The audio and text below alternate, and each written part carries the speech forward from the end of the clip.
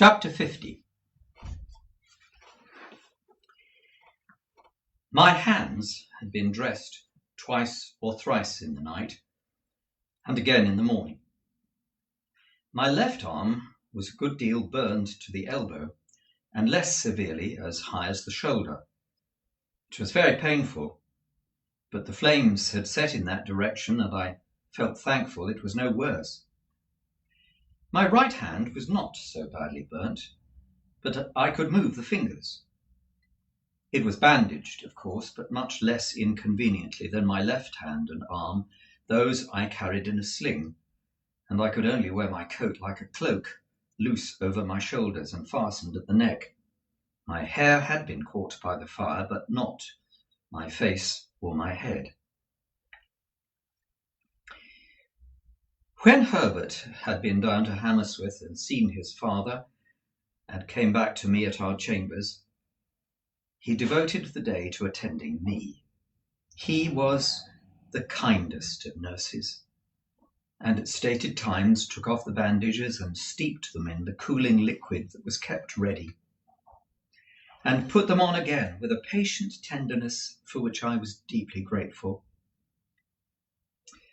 At first I lay quiet on the sofa. I found it painfully difficult, I might say impossible, to get rid of the impression of the glare of the flames, their hurry and noise, and the fierce burning smell. If I dozed for a little minute, I was awakened by Miss Havisham's cries, and by her running at me with all the height of the fire above her head. This pain of the mind was much harder to strive against than any bodily pain I suffered, and Herbert, seeing that, did his utmost to hold my attention engaged. Neither of us spoke of the boat, but we both thought of it. That was made apparent by our avoidance of the subject, and by our agreeing without agreement to make my recovery, the use of my hands, a question of so many hours, not of so many weeks. My first question when I saw Herbert then, of course, whether was all well down beside the river. As he replied in the affirmative, with perfect confidence and cheerfulness, we did not resume the subject until the day was wearing away. But then, as Herbert changed the bandages, more by the light of the fire than by the outer light, he went back to it spontaneously. "I sat with Provis last night, Handel, 2 good hours. "Where was Clara?" "Dear little thing," said Herbert. "She was up and down to Grunder Muffin all evening. He was perpetually pegging at the floor the moment she left his sight. I doubt if he can hold long enough. What with rum and pepper and rum, I should think his pegging days are nearly over." "And then you will be married, Herbert?" "How can I take care of the dear child otherwise? Lay your arm along the back of the sofa, my dear boy, and I'll sit down here and get the bandage off so gradually that you won't know it when it comes. I was speaking of Provis. Do you know, Handel? He improves. I said to you that I thought he was softened when I last saw him." "So you did, and so he is.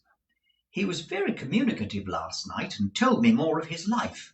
You remember his breaking off, about some woman that he'd got into trouble with. Oh, did I hurt you?"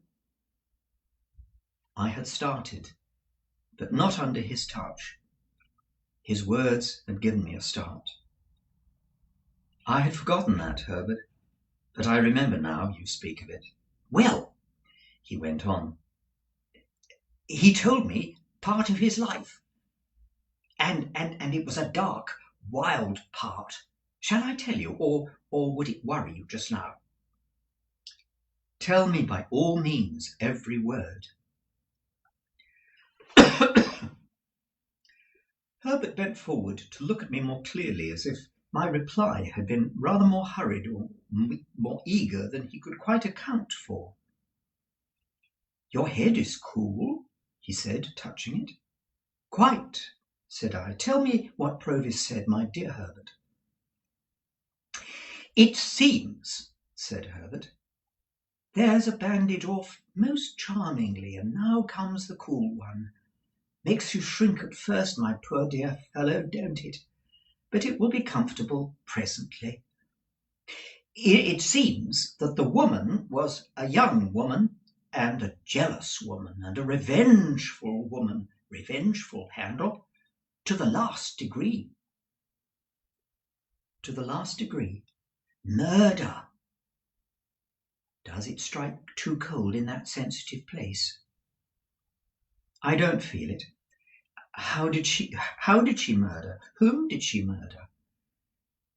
Why, the deed may not have merited quite so terrible a name, said Herbert, but she was tried for it, and Mr. Jaggers defended her, and the reputation of that defence first made his name known to Provis. It was another, stronger woman who was the victim, and there had been a struggle in a barn. Who began it, or how fair it was, or unfair, may be doubtful, but how it ended is certainly not doubtful, for the woman, the stronger woman, was found throttled. Was the other woman brought in guilty? No, she was acquitted. Oh, my poor Handel, have I hurt you? It is impossible to be gentler, Herbert. Yes, what else?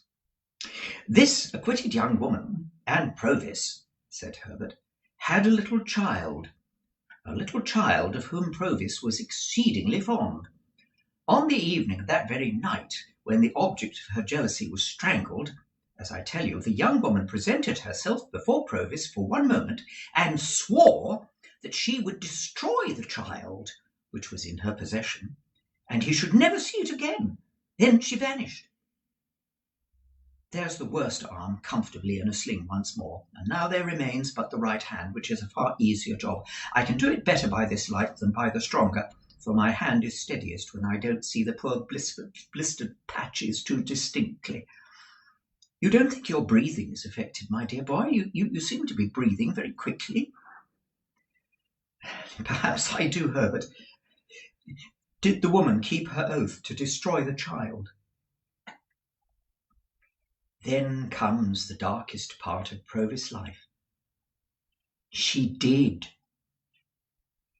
That is, he says she did. Why, of course, my dear boy, returned Herbert in a tone of surprise, and again bending forward to get a nearer look at me. Of course he says it. I have no other information. No, to be sure. Now, whether, pursued Herbert, he had used the child's mother ill, or whether he used the child's mother well, Provis doesn't say. But she had shared 4 or 5 years of the wretched life described to us at his fireside, and he seems to have felt pity for her and forbearance towards her. Therefore, fearing he should be called upon to dispose about the destroyed child, and so be the cause of her death, he hid himself, much as he grieved for the child, kept himself dark, he says, out of the way and out of the trial, and was only vaguely talked of as a certain called Abel, out of whom the jealousy arose.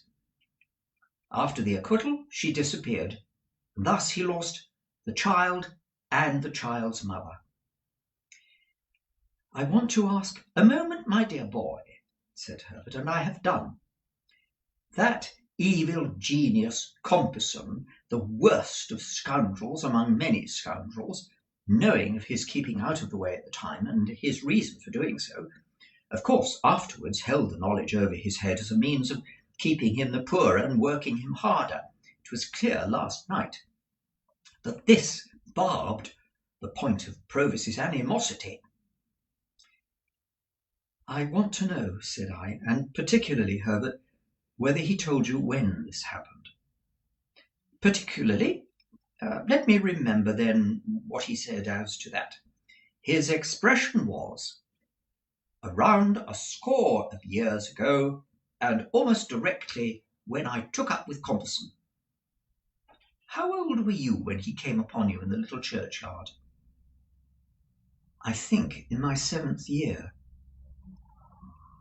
Yes, it had happened some 3 or 4 years then, he said, and you brought into his mind the little girl so tragically lost, who would have been about your age.